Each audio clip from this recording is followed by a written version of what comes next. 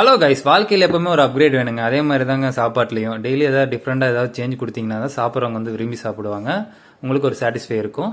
இன்னைக்கு பார்த்தீங்கன்னா பண்ண போது ரவை பணியாரம். இது எப்படி பண்ணலான்னு பார்க்கலாம் வாங்க. இதுக்கு வந்து ரவை மாவு வந்து ஒரு கப்பு, அடுத்து அரிசி மாவு வந்து அரை கப்பு, கொஞ்சம் சீரகம், கொஞ்சம் தண்ணி ஊற்றி நல்லா மிக்ஸ் பண்ணி ஒரு 10 நிமிஷம் ஊற வச்சிருங்க.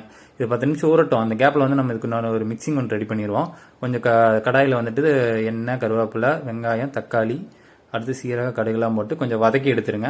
இதை வதக்கி முடிச்ச பிறகு கொஞ்ச நேரம் இது ஆறட்டும். இந்த கேப்பில் வந்துட்டு காரைக்குடியிலே ஸ்பெஷலான ஒரு சட்னி ஒன்று ரெடி பண்ணலாம். இது பேர் மிளகாய் சட்னிங்க. இதுக்கு வந்து சின்ன வெங்காயம், அடுத்து வந்து வரமிளகாய் வந்து கொஞ்சம் சுடுதண்ணியில் ஒரு 5 நிமிஷம் ஊற வச்சுட்டு மிக்சியில் போட்டு ரெண்டுத்தையும் அரைச்சி எடுத்துருங்க. சட்னி ரெடி ஆயிரும்.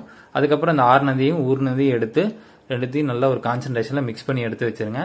அதுக்கப்புறம் என்னங்க, கல்லை ரெடி பண்ணிட்டு மாவு ஊற்றி பணியாரம் சுட வேண்டியதான். கல்லை வந்து தேவையான அளவு எண்ணெய் ஊற்றிக்கங்க. கொலஸ்ட்ராலுக்கும் அளவான எண்ணெய் ஊற்றிட்டு நீங்கள் வந்துட்டு பணியாரம் சுட்டு எடுக்கலாம். பணியாரம் பார்த்தீங்கன்னா நல்லா பொன்னிறமாக வர வரைக்கும் வேக விட்டுடுங்க. அப்போ தான் சாப்பிட்றதுக்கு நல்லா இருக்கு. இல்லை மாவாக இருக்கும்.